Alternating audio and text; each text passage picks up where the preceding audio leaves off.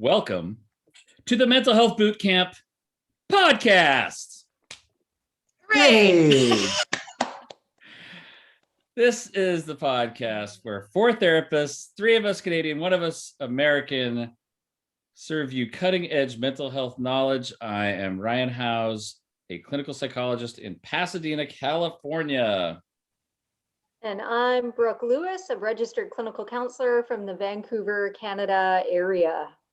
And I'm Joanna Boyd, also a registered clinical counselor from the Vancouver area. And I'm Chris Boyd, a psychotherapist from the Vancouver area. Right on. Welcome back, everybody. Welcome to spring. Spring has sprung. Sure has. Yes. It's a little warmer. The days are a little longer. Yeah. Flowers are blooming. Flowers are blooming. It's a nice time of year. I like it here because it's nice, not too hot yet, and nice and green, and everything looks pretty nice up there. Oh, that's good. Yeah, it's things here are a mix. So some of the trees just have like baby buds on them, but daffodils are coming up, and I don't know why I said it like that, but I did. And then tulips are gonna follow them shortly after. There's so that's crocuses, croci, yeah. Croci or already up. crocuses. Yeah. You know, I don't know. And Could be dewdrops. croci. Oh, dewdrops. Okay. Yeah. And then shortly, so a few weeks from now, should be cherry blossoms. Oh, those are my favorite. Those are a good time. You guys have a bunch of cherry blossoms? Oh, I yeah. know I know that, I mean, when we would meet in DC, it was oftentimes during cherry blossom bloom season, right? But I didn't realize you had a good population of cherry blossoms too.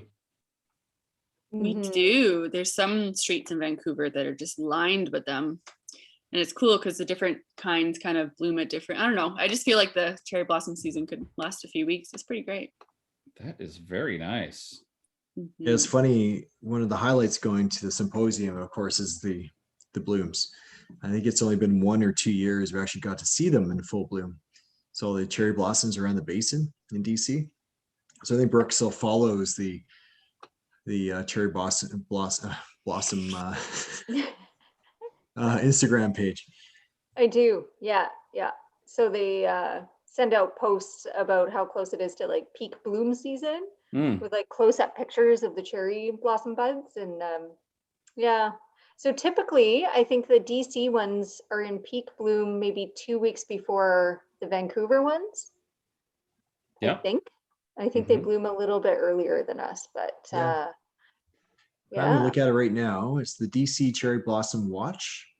And as of 2 days ago, yeah, we have a little ways to go. Ah, Is that what the post says? A little ways to go? Yeah, this is the cherry buds are coming along nicely now. And there's quite a bit of change since last week. Good. But there's still no blooming. we have something kind of interesting down here in California, particularly in here in Pasadena. Have you guys ever heard of a tree called the jacaranda? No. That sounds fantastic. Can you like imitate it? What is it? Is it like a gangly tree or is it like a bloomy tree? Can you reenact what this tree would? Is it like a physically tree? It's a spooky tree. It's a big. Okay. Jeez. I wasn't aware of the body posture of the tree necessarily, but it's kind of a medium-sized tree, 20 to 30 feet high. It's green most of the time, green leaves, but in about May of every year, it blooms purple. It's a purple tree. And oftentimes they have these kind of clustered on streets. So you just look down the street and it's just this sea of purple from these trees. And it's really pretty amazing. And then the purple falls off and it's like purple snow on the ground almost. So is the purple a blossom or a leaf? Is it like a purple cherry tree kind of like where it's little blossoms? Yeah, they are purple flowers. They're little purple flowers that come out. So they're the petals of a flower that fall off, that bloom for a while. They stick around for a few weeks and they're beautiful, and then they fall to the ground, and then you got this nice kind of purple snow. Joe's showing a picture on her phone. They Yeah, almost look like wisteria. it's like a big tree, and it's nice Yeah. big purple. Wow. Interesting. Or Yes. lilac-y. Yeah. Close up of the bud or the blooms. We love blooms. Beautiful. Yeah, it's very nice. Very nice. And Oh, that's wisteria, we also have a lot of wisteria down here too. Is Do they that smell? already They out? smell really good. Jacarandas? Yeah. I'm not sure, actually. I haven't really been taking the time to smell. I haven't stopped to smell the jacaranda. Well, maybe look at you them, though. can do that and Okay. report back. Okay, I will do that. Well, I don't think they've bloomed yet. Probably be a month or a little more before they do. But when they do, I'll let you know. And I will definitely give them a sniff. Oh, that's great. Yeah. Beautiful when those things happen. So there was, I forget who it was, there was a quote somebody had made about like how kind of one of these reasons Vancouver is so awesome. And it's like, because you use a leaf blower to clean up the cherry blossoms. Like, so, and I just thought it was such a great visual. I really butchered whatever this person said, but the cherry blossoms, because they're so full and they're so pink and all the petals then fall, people literally use their leaf blowers to blow out all of these little pink blossoms from the streets and the sidewalks. Like it's just So much. It's like everything a is carpet. pink. Mhm. Yeah, a carpet of pink. Mhm. Oh, that sounds great. Yeah, It's a good time of year to connect with nature and to practice mindfulness. it is. And the smell, for sure. Yes. Mhm. Yeah. Sniff your Sweetness plants, in the air. everybody. Big Smell- fans here of beautiful foliage, Yes. Blooms. Yeah. blooms. Yes. One little announcement here, and that would be that we here at the Mental Health Bootcamp are very open to addressing any sort of mental health topic that you guys are interested in. So if you have one that we haven't touched on yet, this is actually our 35th episode today. Holy Yeah. moly. 35 of these, and we've covered a lot of ground, but we certainly have not covered all the ground in mental health. There are many more things that we can talk about.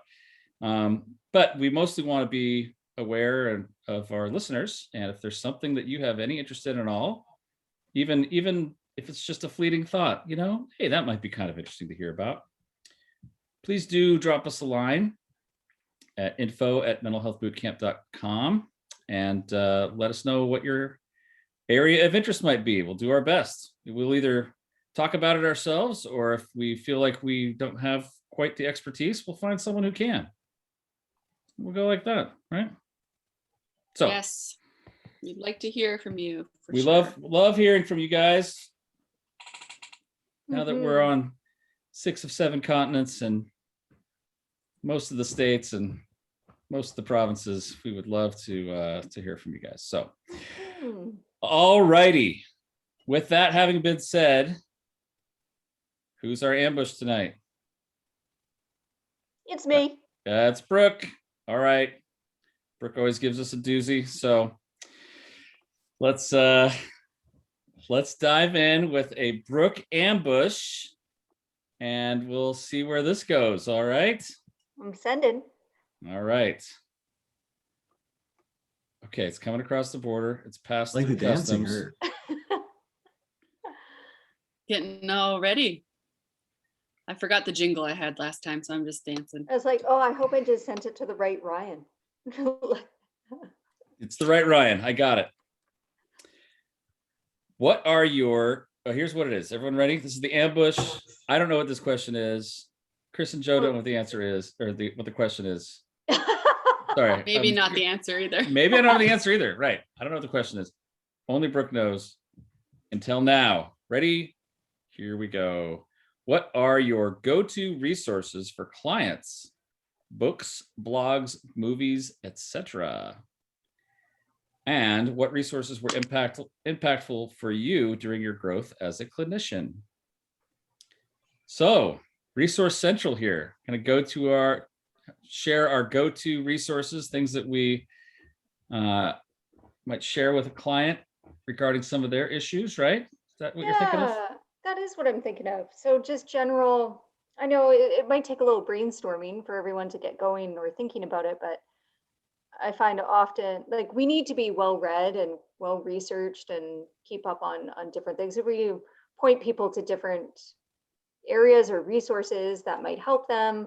Yeah, and I'm sure it happens for you guys where you're in session and then a client says something and you think, oh gosh, this book would be really good for you, or I think you would really like this book, or I found this one to be really good on this topic, or whatnot. So I thought it would just be good to kind of spit out some ideas of different resources. And then the second question, I was just more curious for everyone as they were growing as a clinician, what books, when you read, you were like, oh, wow, this is great, or this is really interesting, and kind of like fed that curiosity piece of you. So one for me was a man who mistook his wife for a hat. Yeah. Oh man, tell me more. It's a great name. Yeah. So it's like a series of different little case studies and collections of client stories. This is, and a lot of them are more neurological, actually, but in that moment, I was just like engulfed in it. Yeah, the man who mistook his wife for a hat. I thought that was really good. It's Oliver Sacks is the author there, and he's a neurologist, right? And he works with a lot of kind of interesting neurological disorders, like that one where you can't see faces, a kind of aphasia where you're not able to see people's faces, and a number of different things, like a person with like a surgeon with Tourette's who would have shake and tremors except when he was doing surgery. It's a different stories like that. I loved that book, Brooke. Oh, really? Yeah. That was one of, and that was like, oh gosh, I don't even know how long ago that was, 15 to 18, 20 years ago, I think, when I read that one. Yes. I actually had that one as a book on tape, like a cassette tape, back in the day. Before Audible was around? Before Audible was around, and listened to it a bunch. And it was great because it was read by the author, and Oliver Sacks had this wonderful British accent. It's really, really a lovely listen. That would add to the storytelling for sure. Yes. That was great. Yeah. Okay. Well, that's good. So that's something from your own, but we're thinking of resources, maybe first off for the clients. You know, and often during this podcast, we come up with one or two, depending on what the topic is. Last time I mentioned Feel the Fear and Do It Anyways. Like, I just feel like that's a good classic book. It's a little bit dated now, in the sense, like, I don't know what year it was written. So if you pick up a paperback of it, don't get discouraged. A lot of really good information in there. But I feel like that's a classic go-to. And I will be adding links to all of these things in the text of the podcast notes. So if you have Audible, or because we're on Audible, if you have iTunes or wherever you look to find the podcast, there's notes included with that, and I'll have links to how you can find these books on Amazon or somewhere. So let's keep going. Keep them coming, everybody. A fun one that jumped out that I read and then I have talked to clients about, and I feel like, Chris, you have as well, is The Subtle Art of Not Giving a Beep. Mm-hmm. I don't know if you have all read that, by Mark Manson. It's a good one. I think it's not about, it's just choosing what to care about, and has people question kind of their metrics, and I thought it was funny, and it's kind of not your typical recommendation from a therapist, which I think when they kind of look at you a bit weird when you say it, but they usually come back and have good things to say. So yeah, I recommend that one actually quite a bit, especially for those who are in their late teens, early 20s or mid 20s. They're trying to find their way, feeling kind of dejected and rudderless. But as you mentioned, talking about metrics and values, and a lot of good tidbits of information in there, and backed by a lot of good sound psychology. So an engaging story for sure. So I definitely agree with that one, with that recommendation. Mark Manson, who also has a podcast, and his podcast is actually just a little more popular than ours. Bench. It's typically the #1 podcast in the United States. So he's Is it really? Gosh, oh yeah, Wow. look at that he's right now. way up there. So how about this one for a recommendation? The Book of Awesome from Neil Good one, Pasricha. Chris. I actually really like the Book of Awesome. I do too. And I So good. I shocking. reference it all the time. Yeah, in session. Yeah, and the story behind that book. Do you know the story behind the book, Chris? Maybe not, but I can talk about the book itself. But what's the story behind the book? So apparently he had a crummy year. I might be wrong on this, but as far as I recall, he had a pretty crummy year, and then he decided that he didn't want to have a crummy year again. So when blogging was a bit newer, he decided that every day he was going to blog about something that happened in his day that was awesome. And it was just going to be a short little snippet of whatever that was so he could focus on it. And so it started as a blog, and he just blogged all these things, and it became more and more popular, and then it was published as a book. But it was out of the intention of, I want to change my mindset. Interesting. Yeah. So is that the one that's kind of written, it's almost like a parable, it's just, the Book of Awesome, talking about love and all of that? Or is that, Yeah, how does it go? Yeah, it's like these smaller moments, or these moments that are awesome that we kind of appreciate. So a lot of the things that kind of happen day to day, but we don't really focus on them too much. So like waking up and pouring the perfect milk to cereal ratio, or turning on the radio and your favorite song just starting up. You push the elevator button and the door opens right away. Yeah, which is a great one for our office because our elevator is extremely slow. Yeah. Yeah. So actually, I showed up at the office the same time as Joanna, and she pressed the button. I actually walked up the 3 flights of stairs, got in the office, was talking to her admin assistant, and Joanna was like a minute or 2 behind. It took forever. Yeah. Yeah. Or the feeling right after you sneeze. That's one of them in there. Or the cold side of a pillow. Yeah. I was going to say that. So good. Yeah. And then he expands. So there's probably, I don't know, anywhere from 150 to 300 words per page. Oh, wow. Okay. It's an All easy right. read. I think it started out as a blog, actually. Yeah. So you can look it up as well. Mm-hmm. Got it. I think I was mistaking that book for another one. So glad that you clarified that. Okay. I was thinking of the Awesome Book of Love, I think is what it's called, which is more like a shorter, very positive, upbeat, kind of a illustrated book, which is really nice. But I like the Book of Awesome. Let's go with that. What else do we have? Now, I guess we'll start with, I guess we're kind of going with general books. I guess we can get into specific issues that people deal with as well, but. Yeah, I'm sure we all have books for different things, right? So it's just kind of interesting to hear what people like. Based on the population I work with, like there are extreme emotions and things, and then you talk about the parenting behind that, like when you were smaller and what were your parents like, and attachment and whatnot. So more recently, I've been talking a lot about a book, Surviving the Borderline Parent. Oh. And so it's a book, but it's not overwhelming. Like it's almost written like a workbook. Like it's just very tangible. The font's a good size. Here are action steps on how to put boundaries. Here are examples of how that might go or what to expect, and normalizing the response. And and so it makes it quite tangible.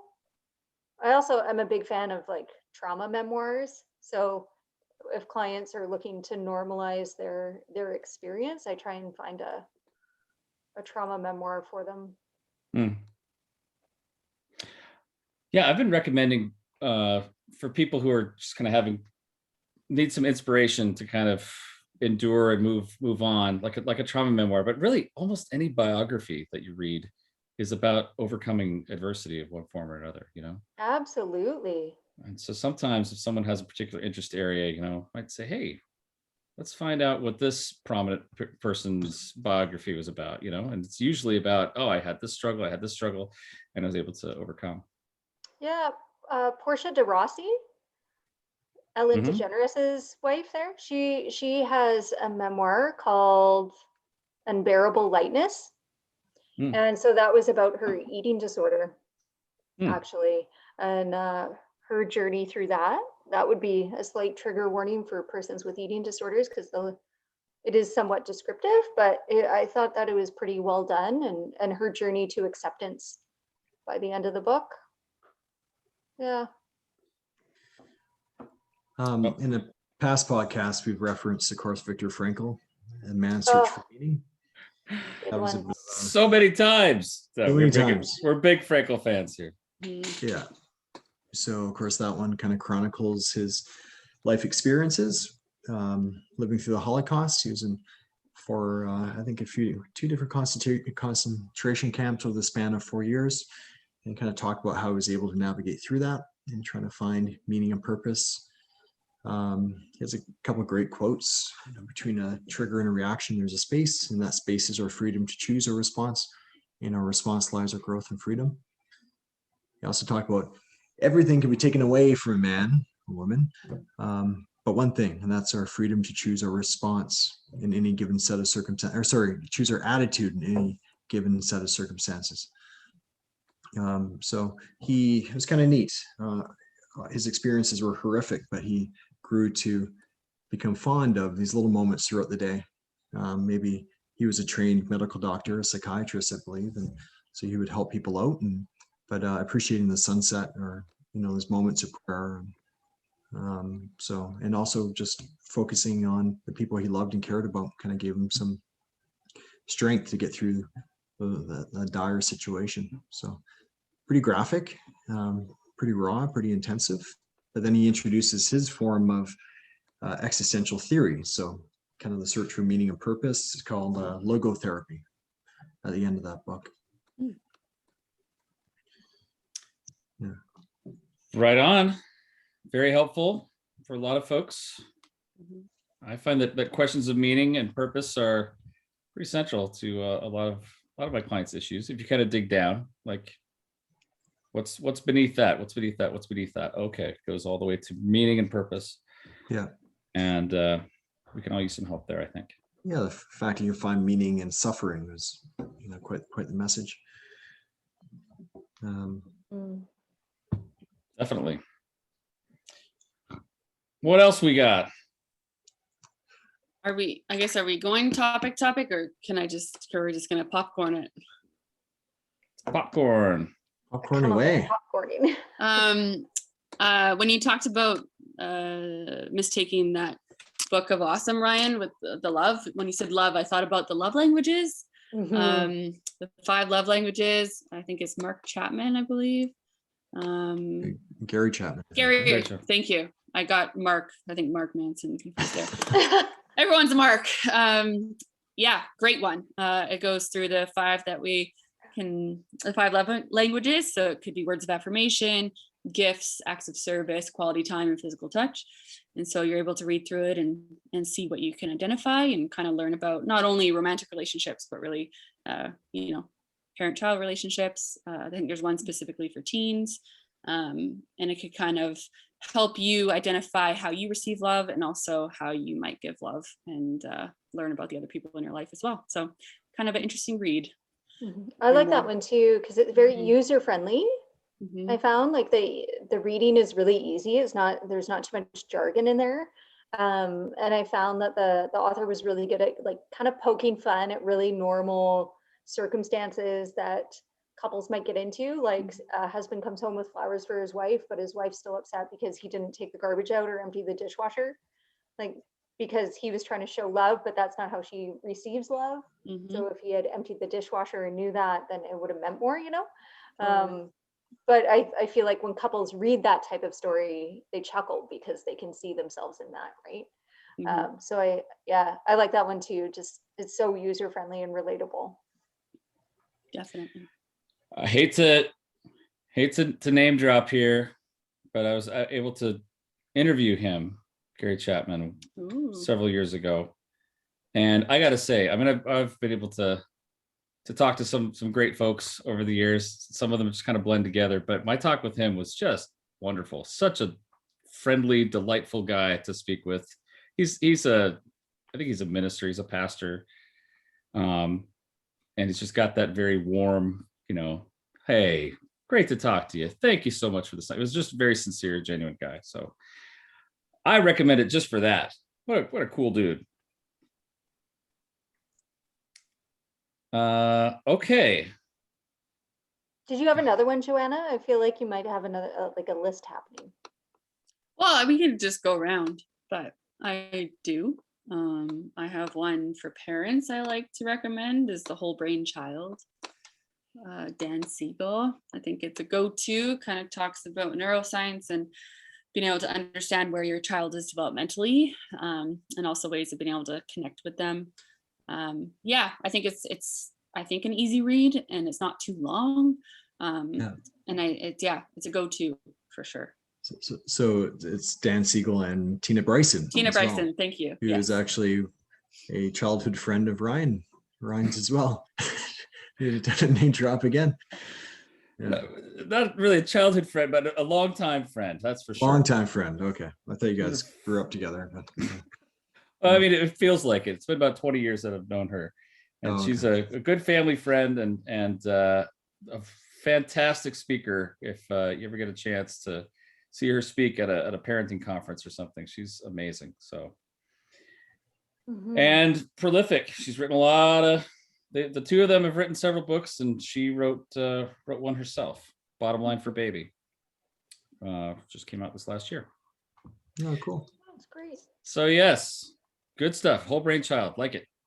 And then if we're doing developmentally, I read Untangled, which I've referred to a few people, and I thought that was a good one. So it's more about raising adolescent females. And that's the one that uses the metaphor of a pool. So as a parent and family members and community members, you're the edge of the pool, and your teenage daughter is going to hold on to the ledge, and then she's going to push off and try and swim in the deep end, and she's going to flounder a bit, and she's going to try and tough it out, and you're going to see her struggle, but when she's tired, she's going to come back and hold on to the ledge. And so you're going to kind of feel this, hey, mom and dad or family or whomever, I need you. And then like, no, I'm good. I'm independent. I'm going to go do my own thing, and then come back and hold the ledge. And no, I had a bad nightmare. Can I sleep in your room? Nope. Oh, no. Can I stay at my friend's house for the next week? Or, just kind of that yo-yo and what to expect from that developmentally. So I found that it was really, easy to read again and user-friendly and gave some good perspective. So I suggest that to parents kind of often right now. Good stuff. I won't tell you that I interviewed her too. I won't say that. Ryan, is there many people you haven't interviewed though? Actually, a lot of people on this list. I did not interview Viktor Frankl. Cool. He passed away several years ago.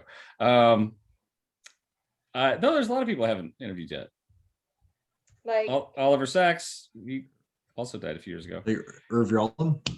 Irving Yalum, I have been able to interview. What's that? Gabor Mate, you haven't. Oh, and I have not. I have not. Canadian content there, Gabor. So Gabor actually has a good one for addictions in the realm of hungry ghosts. Oh, that's a good one. That's a good plug. That's he wrote that a while ago. So a lot of people in the field up here have read that book. And then more for a clinician, there's another fellow up here, Bruce Alexander, and then he wrote The Globalization of Addiction, which had Rat Park. I think we talked about Rat Park maybe in one of the yes. podcasts. Mention it again real quick here.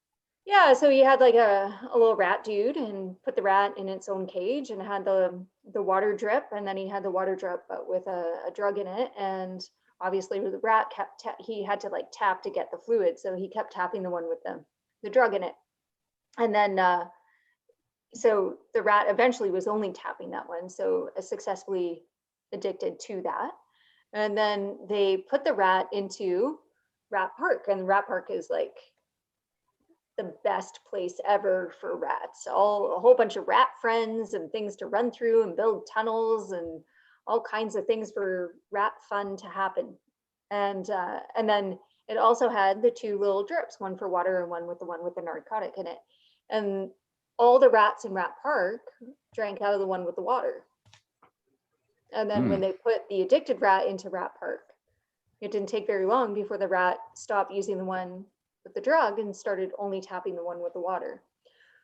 And so he started looking at the sense of connection and belonging and community in relation to addiction, and how we really need to take a look at that environment and making sure that we're staying connected and doing all these other things. So anyways, that one's a bit of a heavier read. It's more of a clinical read for clinicians, but in the realm of Hungry Ghosts, great book by Gabor. So Gabor works on the downtown east side up here in Vancouver, which is quite destitute. So I think we've mentioned it in the podcast before. It's the lowest income postal code for all of Canada. And there's vast numbers of homeless people or persons on assistance and huge addiction population. And he's worked there, I don't even know for how long, like decades. Wow. Yeah, and so in his book, he talks of stories of people that he's worked with, and a little bit of his own addictions to different things and the impact of that, and then what's happening neurologically in your brain, and his theory of what we need to do to overcome that or improve. So I think it's a really good addiction book. For sure. For more of a clinical type of book, there's a couple trauma books which are must reads. The Boy Who Has Raised a Dog. So good. Is a must, especially for clinicians. And then Bessel van der Kolk's The Body Keeps the Score. I think those two are must reads. I think The Body Keeps the Score, a lot of my clients are actually reading that right now. Are they? Yeah. When I first read it, I suggested it to so many people, and then you read more and you kind of forget to mention it sometimes. And yeah, a handful of my clients are reading it right now, and they're getting a lot of info from it. So yeah, no, they're fantastic reads, and this two big heavyweights in the trauma field. And then on a lighter note, by the way, Erickson. hold on, I gotta throw in real quick. Yeah. Body Keeps the Score doesn't hit with every one of my clients who've done trauma. Just to throw that out there. You may like it, you may not like it. It might land with you, it might not. So, and that's fine. A lot of times when I recommend books to clients, by the way, I tell them, look, you might not agree with everything in here, but the purpose of this is to kind of just get your thoughts going. You know, if you disagree strongly with it, great, let's talk about that. If you if it feels gross or whatever it might be, then let's talk about that. But it's really just to get books, I believe, are both kind of educational, and they're also kind of ways for people to get unstuck, and maybe to get their thoughts moving. And so even sometimes a book that you're like, oh man, I disagree with everything this is saying, if that gets you moving, great. Let's do it. Worth it. I agree. My preface for it, I let clients know any books I recommend I like metaphors, if you guys haven't noticed thus far, but it's as if you're going to the grocery store. You take what you need and you leave the rest. There we go. There might be one or two things that you take away, and that's fine, whatever that might be. And you might read that book again in 10 years and take something different from it. And that's fine too. The metaphor I use is eat the meat and throw away the bone. There you go. Same sort of idea. Both food related. Good. Yes, carnivores in my case. Yes. Yeah. That's good. Yeah. The other one I was going to mention on a lighter note is called Peak by Anders Erickson. And Anders is like the expert on expertise. I've been referencing it quite a bit with clients, and kind of fascinating. He talks about how there's this belief that some people are just better at completing certain tasks than others. And he looks at the research, and he said that oftentimes, some people can understand things a little quicker, but you can close the gap by deliberate effort. So if you practice and have mentor and find out what you need to work on, then you can excel in whatever field you want. So he actually goes back and looks at all these amazing iconic people, and who are people just feel that they are just natural gifted individuals. And he looked into it and realized that no, actually it was a lot of mentorship from caregivers and a tremendous amount of hours practice. So he was actually the one that quoted the 10,000 hours of practice, but deliberate practice though. So it's not just practicing the same thing over and over and over and over again. It's trying to find out what you need to focus on most and honing in on that. So yeah, it's a good message in there. Mhm. So you're saying one last thing about that one is one of the biggest obstacles is getting over the belief that you're not good at something. So if you can actually get through that belief, and I know I've harbored beliefs like that, like I'm not good at math, and I'm not sure my mom's listening, but she's like, I'm not a good singer. But a lot of it goes back to early experiences in their lives where you started to develop that perception of yourself. But you can kind of break through that and thrive.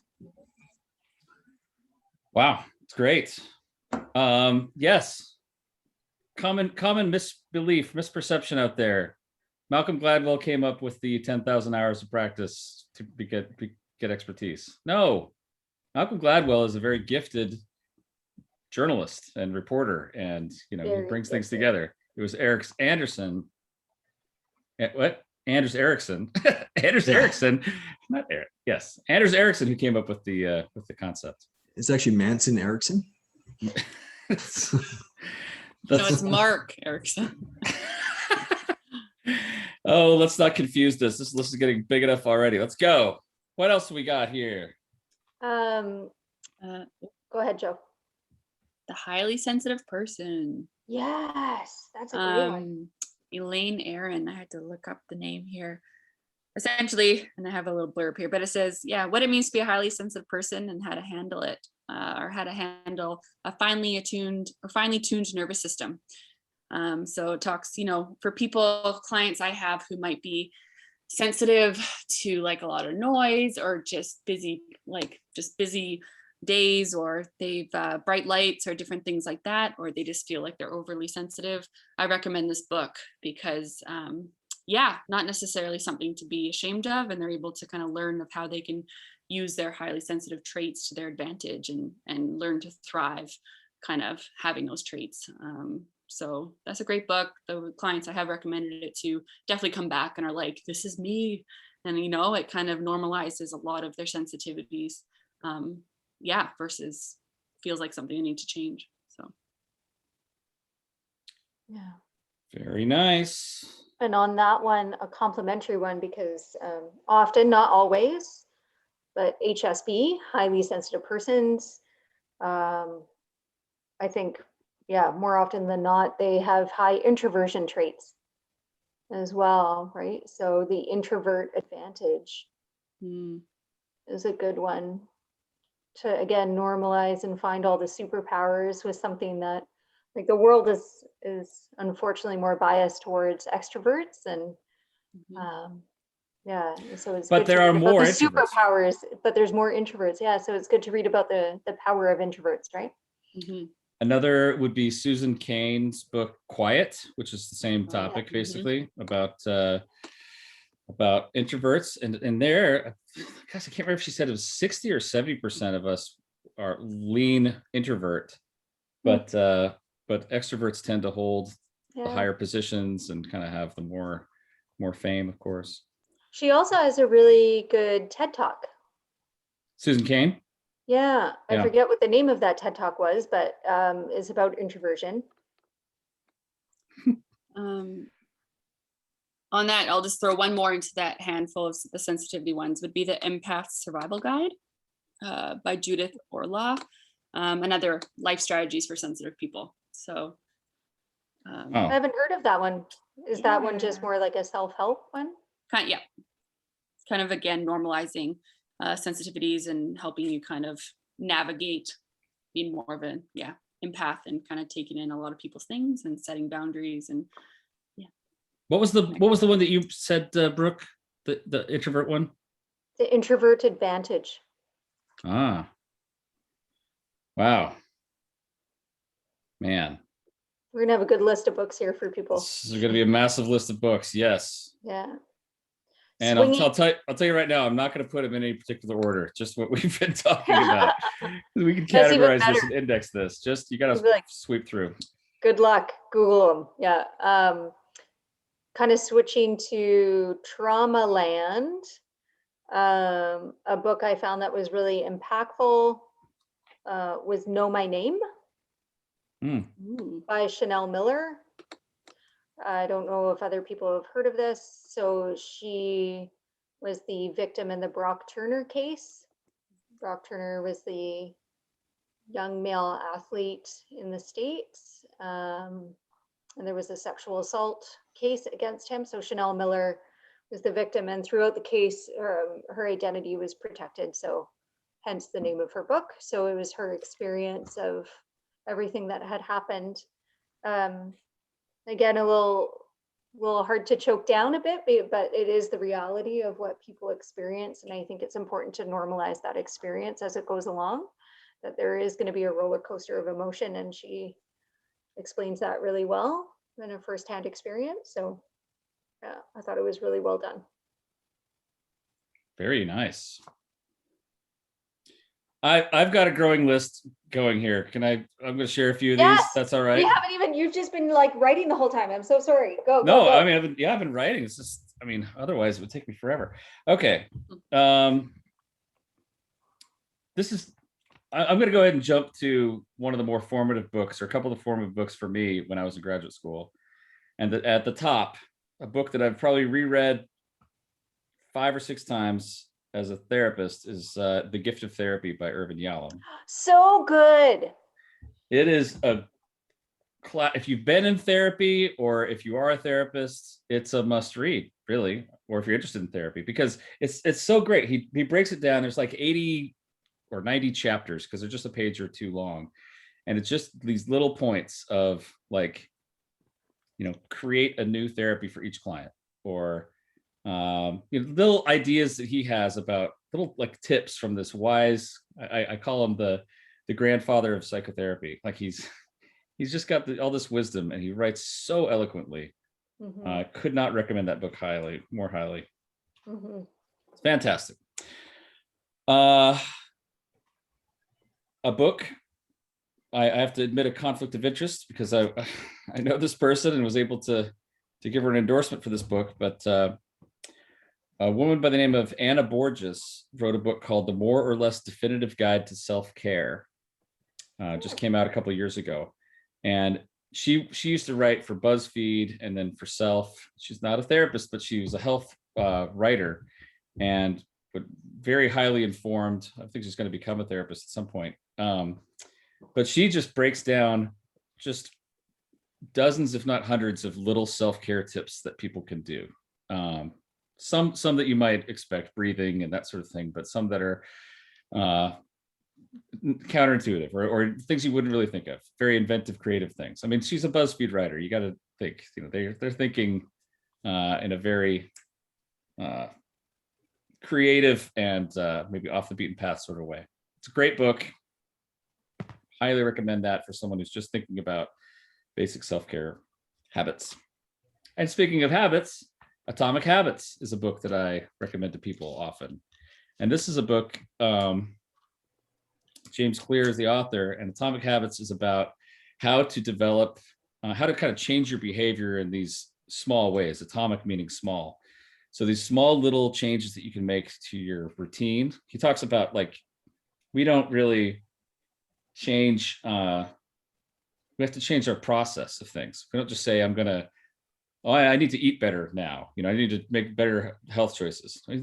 He talks about, no, you have to have that as part of your process. You're going to plan out what your meal is, or you're going to only shop in certain parts of the store, and you're going to just make that a part of your regular routine. And that's how these changes occur. It's a fascinating book if you haven't taken a look at it before.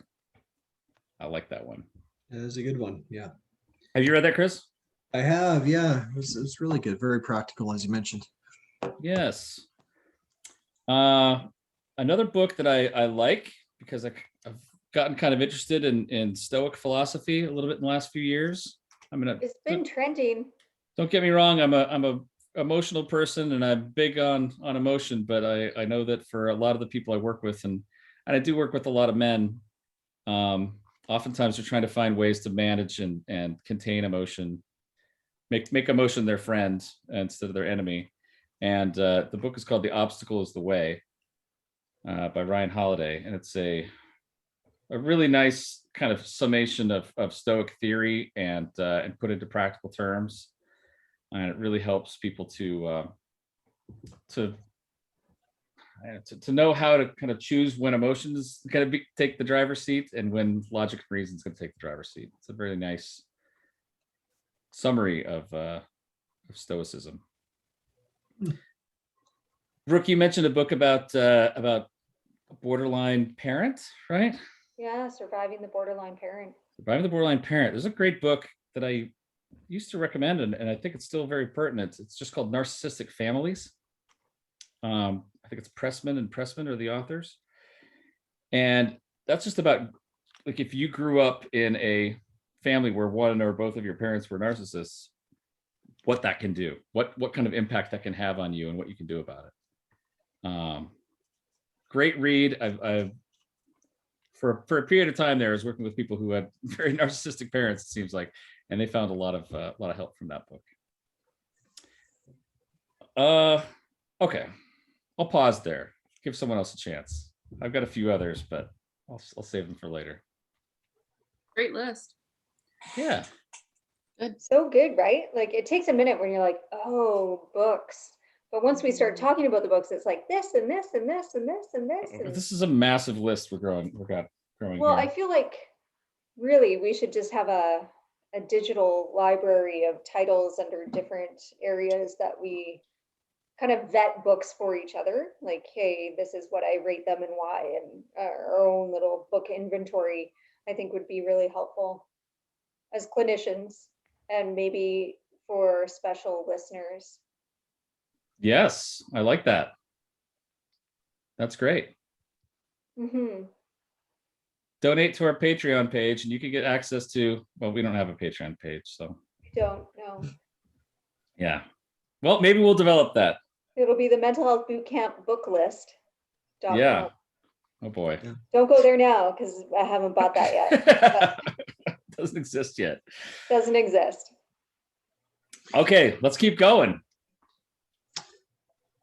Another one I've referenced quite a bit is I think it's just an Audibles actually, called Take Control of Your Life by Mel Robbins. So Mel Robbins, I think she's a professional life coach, a big fan of therapy. I can't remember what other education she has, but I got to give her credit. Her way of conveying her ideas is crisp and concise and practical. And the idea that how she approaches fear, as well as some ways to respond to it and kind of get your life back on track, I thought was very helpful. So she talked a lot about defense mechanisms, and I thought she did a good job of highlighting some really common ones. So yeah, I'll give Mel Robbins a shout out. So easy read, very engaging. She's a pro. Yeah, easy to listen to. And then speaking of Audible, I listened to it on Audible. Maybe that's why it didn't stand out. I'm surprised I didn't share this earlier. Chris, I think you've listened to it, and Ryan, you've listened to it. Lost Connections by Johann Hari. Darn good book. Extremely Joanna, I good don't book. know if you've got there yet, but I have not. highly recommend it. Yeah, we just it's very Malcolm Gladwell-esque, I guess, but yeah, what a fantastic read. Highly recommend that one. Lost Connections is about the idea that I mean, he kind of has the theme of the story is depression is not just about brain chemistry, and he talks about the many different factors that go into depression and the many different ways that people can treat depression that are not strictly just limited to medication.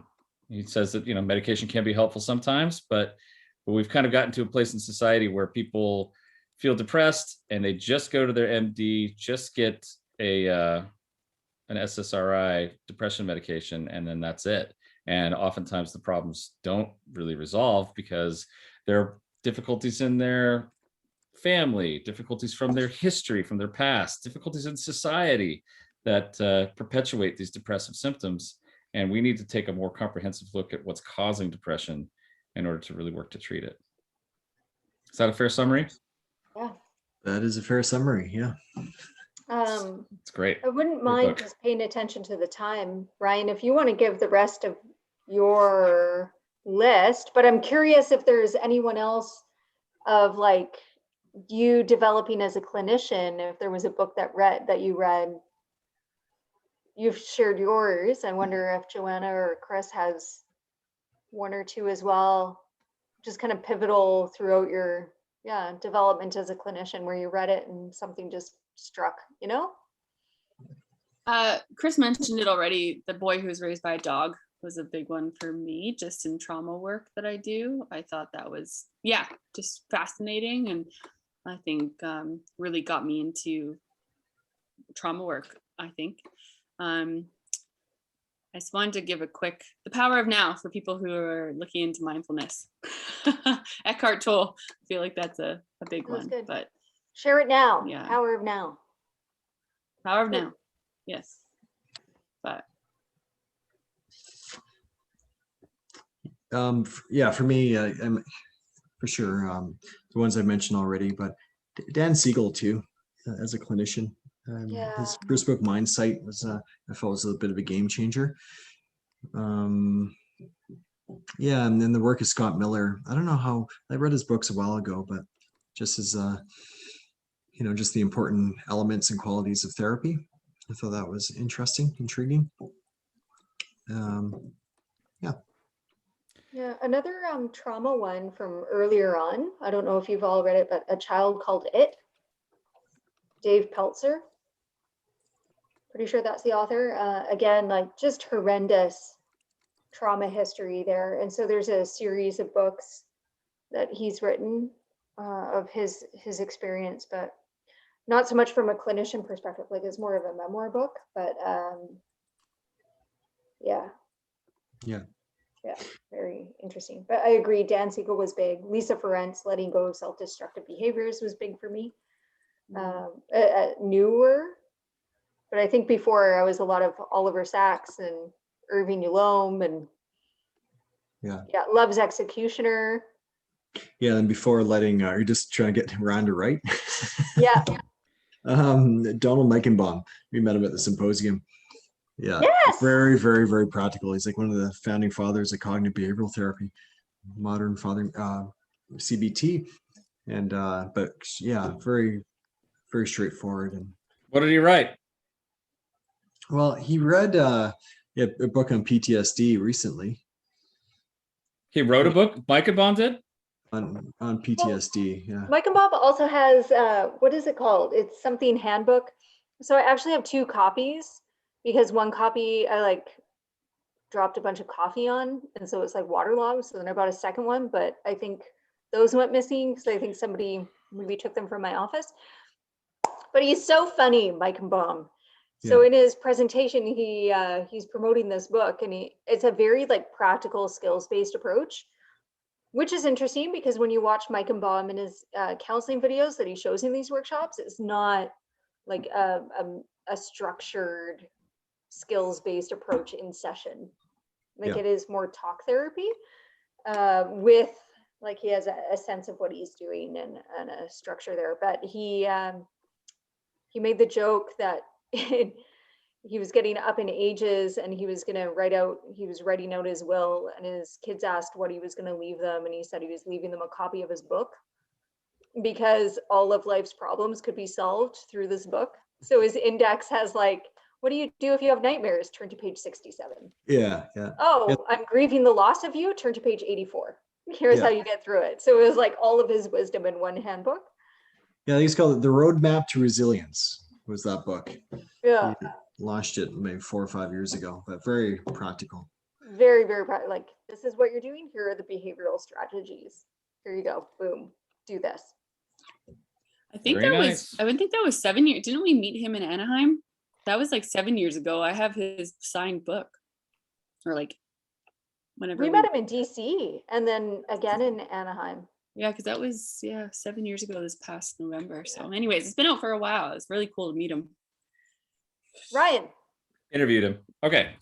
Next. I think Brooke sent him some pictures and a, Oh yeah. And a thank you t-shirt card. or something like that. Yeah. I did. Oh, let me blast through my books here and then we'll wrap up because Okay. I've got to spend several hours finding these books and linking to them. Okay. No, we do have quite a resource list here. This is pretty incredible. Good question, Brooke. Okay, general book for people kind of wanting, like, what am I here for? What am I doing in life? Kind of along the lines of Viktor Frankl. I like to recommend the book The Road Less Traveled to folks. Again, it's not a book that everyone likes, but it was very popular like in the 90s. Just a general look at, what's life all about and what am I here for? Can I interject real quick? Go ahead. Is it a little like same vibe as Tuesdays with Maury? Not really. I actually didn't read Tuesdays More. I've heard about it, but Mitch Albom? Right. Road Less Traveled is more of like, okay, here are kind of the general ideas of what we're supposed to be about in life, and let's aim towards that. Not much of a story. It's just kind of principles, really, of living. So Scott Peck, good guy. On the other hand, a very, very practical book that I recommend to people who come in and they're highly anxious and they're like, what am I supposed to do with this? Give me tools right now. I'll say, go over to our local bookstore, Vroman's, and pick up the Anxiety and Phobia workbook. Oh my gosh, how did we miss that this whole time? Well, we didn't. I got it. Just used it today. So good. Yes, it is a great book with very practical advice. It's both educational and reflective. People write things in there about, their own experience, and it really helps them to kind of manage their anxiety. You can often buy it at Costco. Really? Wow, that's great. I don't know if it's there right now, but I think because there's always new editions coming out. One of the times I bought mine at Costco. Great. All right. Well, wherever you need to get it, Anxiety and Phobia workbook, very popular. I think oftentimes the #1 anxiety book on It's great. on the list. Looks intimidating, but don't be intimidated. No, it's like a spiral bound book. You kind of flip through it, pick the exercises you want to do, and it can be very helpful. Mindset by Carol Dweck is a fantastic book. We've spoken somewhat about mindset already here, but Carol is the one who kind of put the whole idea in place of if it's important to have a growth mindset rather than a fixed mindset. When you encounter an obstacle, instead of thinking I'm no good at that, thinking, okay, this is a challenge. What do I need to do to overcome it? And we're not just born with a set of talents that can't be developed. We can grow our skills, right? So that's a great one. Another one that's kind of along the lines of the Anders Erickson a little bit is a book called Deep Work by Cal Newport, which is about being able to, it's kind of like getting into the flow. Like, how do you just focus and go deep into your work and, work with all of your attention, all of your focus, and really get some of the work done. It's really a good one for people who are working on like creative enterprises or trying to be productive. Finally, on this part, one other section to do here. One of the books that was both foundational and it's another one that I've reread a few times in my life. It's a book called Being and Loving by a local psychologist down here by the name of Althea Horner. And it is, I feel like, one of the most just wide-reaching, like, here's what it means to be and love. Like, that's what she kind of is talking about. Like, who are you as a person and how do you relate to other people? And it kind of comes from like a psychodynamic object relations theory, like how we were as kids, how we bonded with our caregivers says a lot about how we attach to people in our adulthood. And if there are problems there, how can we work on that? It's kind of a mix between kind of a self-help book and like a psych text in some ways. But if you're really interested in kind of depth psychology, going deeper into who you are as a person and into yourself, then it's a great book to start with. Okay, I know I'm monopolizing the time, but I'm going to run through really quickly my couples books, because sometimes I have couples, and I have 4 books that I always recommend to couples. And I think the combination of these 4 really tackles a lot of the issues that couples deal with. All right. What are they? You ready? Ready. Number 1. Actually, the number 1 book I ask people to read is John Gottman's 7 Principles for Effective Marriage. I was wondering about that. I was like, ooh, what authors are going to be on your list? Is it the Gottmans? Are they going to be left out? What's going to happen? Gottmans are in there. And I start with the Gottmans because they're the most scientific approach. They it's all research, and they have their love lab or the relationship lab. You should tell the listeners about the love lab. It's quite interesting. The Gottmans. So John Gottman and his wife, they both co-wrote the book, have a lab at University of Washington. They have a lab, which is actually an apartment associated with the University of Washington, where they have couples go into this for like a weekend, and they spend a weekend in this apartment. And they're also kind of hooked up with heart monitors and respiration monitors, and there's cameras everywhere in this place. But they're told to just kind of go into this apartment and just kind of hang out for the weekend and do your thing, and maybe have some conversations about your relationship. And while they're doing that, after a little bit of that initial effect of people being self-conscious that they're being watched and monitored the whole time, people actually have conversations, deepening conversations about their relationship. And they are, the Gottmans are looking at their heart rate, they're looking at their breathing, they're looking at how much they're sweating. They're looking at everything about their physiology, and also about the words they're using and how their body language is. And they're analyzing all of that. And Gottman says that after looking at some of that data, he can predict with 90% accuracy whether or not a couple is going to get divorced, which is pretty incredible. So it's a very scientific approach. And they take a look at all the different factors. And one of the things they talk about are one of the more popular ideas the Gottmans introduced is the 4 horsemen of the apocalypse, which is if there are these certain elements in a relationship, what are they? Criticism, stonewalling, belligerence. What are these? Do you guys remember the other one? Contempt. Yeah. Yeah, I believe that's it. Anyway, the Gottmans are great. It's a very scientific approach, very helpful. I start with them. Next, Harville Hendrix, Getting the Love You Want. That is a book that talks about this idea of imagotherapy, talking about how what you witnessed as a child, looking at your parents' relationship, was kind of a role model, and how you relate to your partner in adulthood is either kind of working through some of the issues that your parents had sometimes, or trying to replicate what your parents had, and just kind of ties that whole childhood experience of relationships to adult experience of relationships. It's a very fascinating book. Have you guys read that at all? Or listened to Marvel? I haven't, but oh, you guys. It's never really come up like in a case consult either, or anything like that. Yeah, no, not familiar. Guys, I recommend Hendrix. It might be one that you don't agree with, but it really raises some interesting questions. Next on the list, Sue Johnson. Hold Me Tight. Yeah. This whole idea of emotion-focused therapy, and really focusing on what are the underlying emotions in the relationship. And if we look at those, then maybe we can bypass some of the conflicts that people have. We learn to have empathy for one another and really bond on this emotional level, and learn to work through attachment problems in relationships.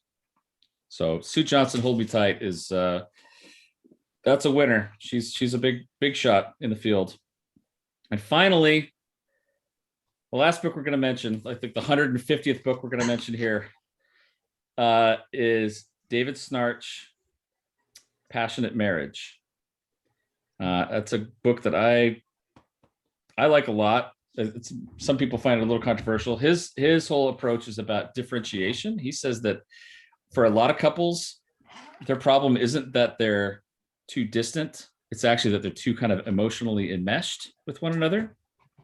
And that what they really need to do in order to find passion again in their marriage is to become differentiated, which means kind of find yourself again.